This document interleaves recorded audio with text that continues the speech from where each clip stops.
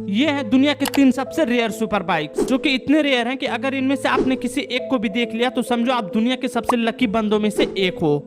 इन तीनों बाइक्स को देखने से पहले अगर आप भी निंजा H2R के बड़े वाले फैन हो तो वीडियो को लाइक करके चैनल को सब्सक्राइब जरूर करना। नंबर 3 पर आती है दुनिया में सबसे अधिक पसंद की जाने वाली बाइक निंजा H2R, जिसके इस पूरे वर्ल्ड में खाली 120 यूनिट ही मौजूद है एंड इसके एक यूनिट की प्राइस है 84 लाख रुपीज। नेक्स्ट नंबर 2 पर आती है दुनिया की most expensive bike Neiman Marcus limited edition fighter, जिसके इस पूरे वर्ल्ड में खाली 45 यूनिट्स ही मौजूद हैं और इसकी प्राइस है 83 करोड़ रुपीस। नेक्स्ट नंबर 1 पर आती है हार्ले डेविडसन ब्लू एडिशन, जिसका इस पूरी धरती पर खाली सिंगल पीस ही मौजूद है एंड इसकी प्राइस है 13 करोड़।